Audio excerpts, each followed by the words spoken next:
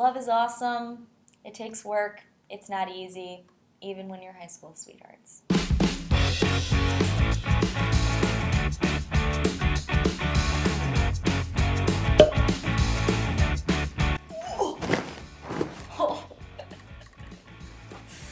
Oh boy. Trying to figure out how to sit on this couch. Oh gosh, I don't know how to sit on a couch, apparently. No, I never fixed this wild bang, so we're gonna have to deal with it together. Hi friends, I'm Jenica Hill. Welcome to or welcome back to my channel, which is all about embracing and celebrating your full magical self.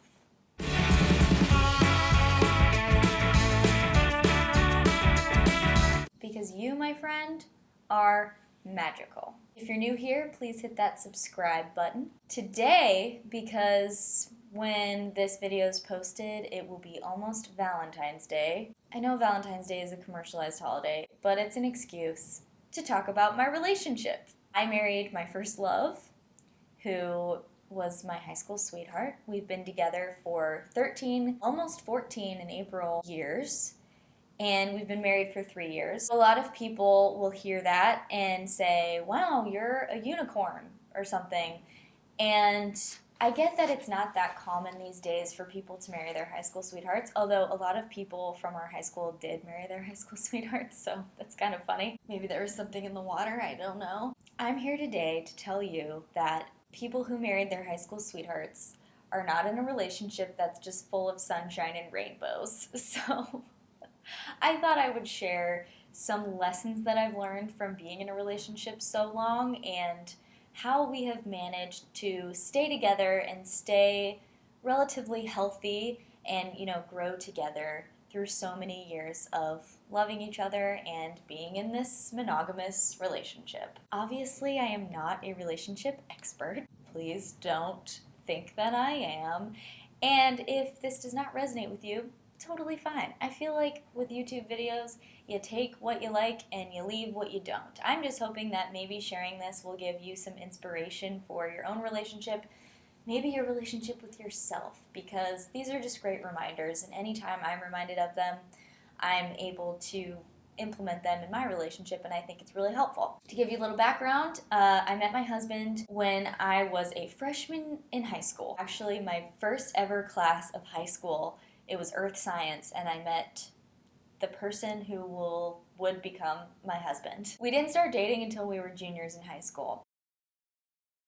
I am not going to tell you the whole story of how we met because it's sort of long. Well, how we got together. We met in high school. That's kind of simple. But our story is a little bit long and complicated, so today I'm just going to focus on lessons that I've learned throughout. So let's just go ahead and get into it. The first lesson that I've learned through this relationship is that love is a choice. You may have heard this before. Love being a choice is probably one of the most important things about staying with someone for 13 years and through the years of your life that you changed the most during. We have had to choose each other over and over and over again, and it hasn't always been easy. And actually, we were long distance for 6 years. I'll do a video at another time about long distance relationships. It definitely deserves its own video, maybe even multiple videos. But throughout that 6 years of time, we had to choose each other every single day. We were so stubborn. I think because we were so young, people thought we would break up when he went one way, I went the other for these years. And we were super stubborn about it. We were like, you know what? We're not going to break up. We love each other. So watch us stay together. So that stubbornness definitely helped. I wrote in my senior yearbook this whole note to myself about remembering that I love him and that I should make sure that I do whatever I can to nurture our relationship and stay with him because he's the best thing that's ever happened to me.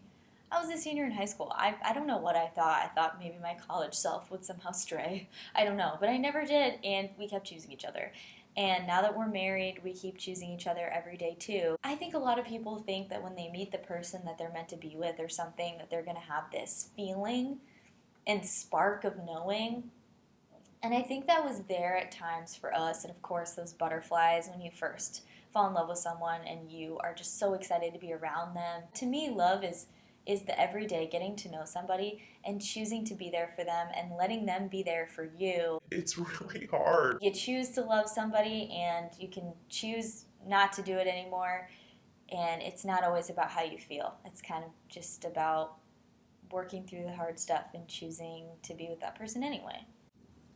Okay, the second lesson that I've learned through my relationship is that you have to support each other's independent growth. This is really important for us because we started dating when we were teenagers and we've gone through adolescence, young adulthood, and college age times, first jobs, feeling super scared of life, all the things. Now we're in our early 30s and we're getting to that time where, maybe we'll start a family soon. Like, don't tell my mom. I don't know. She'll freak out. She'll get so excited. But that kind of thing. So we've been through a lot of different growth periods in our lives, and it was so important for us to let each other grow separately as well as grow our relationship. That's saying, you can't pour a half cup into a half cup and make one cup and it won't be healthy. You have to be your own full cup, something like that. You have to know yourself in order to really be there for someone else, and if you're too dependent on each other, it could be unhealthy. And the reason why I know this is because I'm pretty sure I was too dependent on my partner when we were young. In high school, I was like, I live for him. I actually didn't really believe in high school love before I met him, and then when I met him, I just, went crazy like people do when they're in love, and I didn't want to go to a different college. I wanted to figure out a way to stay together, and it was my partner who was like, No, we need our own things. he was so wise as a youngster, but ever since then, we've had to grow independently. I recently came out as bisexual, and he's known for a few years now, but that was a huge thing for us to work through together, and it was about me as an independent person, but he still had to choose to love me through it and be there for me through it. He's changed so much since I met him in high school. I think for the better, but I think we both have grown for the better. But we were totally different people back then, and so we have had to let each other grow and change, and luckily we grew and changed together, but that doesn't always happen. I think giving the other person in a relationship the space to grow and explore their own interests and things is so important, because otherwise you're going to end up resenting each other. If I had followed him to college, I probably wouldn't have stayed with him because I would have been a little bit resentful or maybe just too dependent. I don't know. Also, we have our own interests, He loves to golf. I think golf is so boring. No offense, golf lovers. He goes golfing with his friends and he watches golf videos when I'm busy with something else, because anytime he puts golf on, I fall asleep. I really don't like golf. And my thing is theater and improv and things like that. Oh my gosh, I miss live theater so much, don't you? He's told me, okay, you can drag me to about 3 plays a year, depending, and then he'll go to my improv shows, and when he's had enough, he's like, I'm not going to go anymore. I'm like, that's fine. We have our own things. Lesson 3, there's always going to be a new phase to work through. Whew, this was a tough one to learn, because every time my partner and I would get through a hard time, I would think, Okay, we made it. We are set now. We're in a perfect relationship. I don't know if I ever thought relationships could be perfect. We're strong. We can get through anything. And I think that goes back to it being a choice. You can get through anything if you're constantly choosing each other, but it's never going to get easier. We would get through one problem we were facing, like when I graduated college, he still had a year left of college because he went abroad for a year in between high school and college. So that was a hard thing to get through because I was dealing with feelings of what does my life look like now, and he was just trying to enjoy his last year of college and get through his classes, And then when we moved in together finally, we were dealing with, the common who does the dishes. He doesn't like clutter. I don't like crumbs. I need the bathroom to be perfectly clean, all of that stuff. So when we figured that out, I was like, okay, we figured that out. Then it became a financial conversation. Then it was like, should we get married? And then we get married and it's like, oh, there's a financial conversation now that we're married. The list goes on and on. There's always something that's going to come up that might be difficult to work through. So that's what I've learned. I have to be on my toes and be ready to deal with something else because it's never going to stop. And that's what being in a relationship is like. Lesson 4, find your favorite fight diffusers. I love this one because I used to fight dirty when we first got together. I didn't know how to deal with my anger very well as a teen. And probably I was dealing with a lot of uncertainty and I didn't know myself. It all goes back to sexuality for me right now because that's like the newest discovery about me. Back then, I would get really, really angry about something and then I would give him the cold shoulder and I wouldn't want to talk for days on end sometimes. And that would usually just breed a bigger fight and it wasn't helpful. I learned to work through my issues over time and stopped being mad for days on end, and it might be hours that I would be angry, but then eventually we started coming up with fight diffusers. So if one of us was angry, the other one could say Kissy. and whoever said Kissy. the other person had to come kiss them. This works for us. I don't know if it will work for everyone. That's why you have to find your favorite. But for us, we knew if we kissed, and it might be an angry kiss or whatever, then we wouldn't be as angry anymore. It works. Cuddling is a good fight diffuser for us, so that's why when I would get really mad, I'd be like, Don't touch me. because I knew that if he cuddled me, I would just melt, and I didn't want that. Actually, the other night we were in a fight, and I was so proud of myself. I was like, I've come so far because we were on opposite sides of the bed and I was like fuming or just upset about something, and then I thought to myself, I don't really want to be mad, and I don't really want to fight. I love him. so I said, can we not be mad anymore? Can we just make up? And then we did. And sometimes it's as simple as that, because I don't know about you if you're in a relationship, but we fought about some of the dumbest things and still do. We've been going through a phase where we snort like pigs sometimes to diffuse a fight. Don't ask. It's not something you would find interesting, but we'll go up to each other and be like, yikes. Yeah. Don't know why I shared that, but I did. Finding a way to diffuse a fight is really helpful because sometimes you're so mad that you're just seeing red and you can't even think straight and you just need to take a breath, right? And that's true of fighting with anybody in your life, but for relationships, I think it can be really helpful to come up with a really cute, nauseating to other people fight diffuser. Lesson 5, communication. I can't stress it enough because I personally think that if you have an issue with your partner, communication can almost always either solve it or help you realize that maybe you need to break up or whatever. Communication is so hard because it requires a lot of vulnerability and honesty, not just with your partner, but with yourself.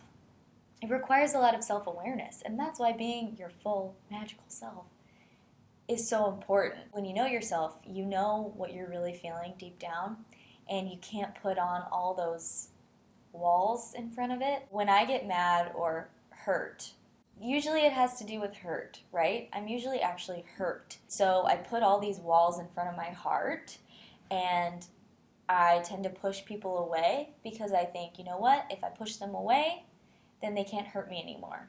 But actually what I want is for them to accept me and love me and all these other things that are more vulnerable than me saying, I don't need you, I'm independent. communication requires me to say, Actually, the reason why I'm being kind of a jerk right now is because I'm really hurt about this thing you said or this thing you did. and it's a vulnerable thing to admit, but it can open up so many doors. I've realized that no matter how well I think that my partner knows me, he cannot read my mind.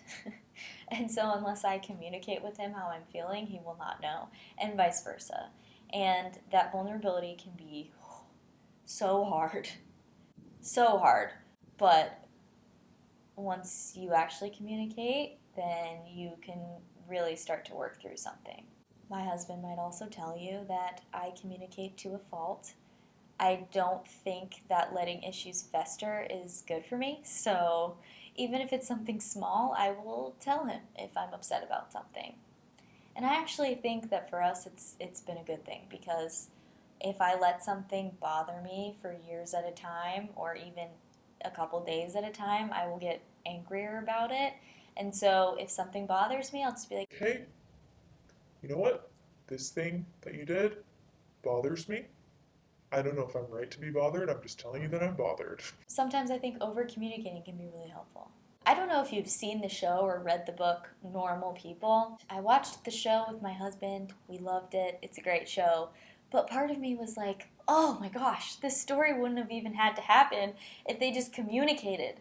They missed each other so many times and they just weren't being honest with how they were feeling. It was killing me. It was like, you could be together right now if you just communicated. My final lesson is that, surprise, surprise, dance parties are great. I think having dance parties with your partner can really help diffuse a fight and, I don't know, just give you a stronger relationship. Also, cuddling. Cuddling is super important, at least for us. We're big cuddlers, you know? I love to cuddle. Not everybody loves to cuddle, but I don't understand those people. That's the video for this week, folks. A little ode to my relationship. My husband kept asking me, When are you going to do a YouTube video about me? babe, this video was for you. If you liked this video, please give it a thumbs up. Comment below if you have any relationship tips that you've found helpful, especially if you've been with your partner for a long time. If you're single, on Valentine's Day, love yourself up, because not everybody has to be in a relationship. We all march to the beat of our own drums. Someone in the comments on my last video said I seem like an airhead, and I feel like they're right. I am kind of an airhead when I do these videos, but it's mostly because I have a million thoughts running through my head and I'm always thinking, oh, that might not apply to everyone, but guess what? You can't please everyone, right? Right? Love is awesome. It takes work. It's not easy, even when you're high school sweethearts. Don't forget to subscribe if you haven't already. Go out and be your full magical self today. The world needs you just as you are.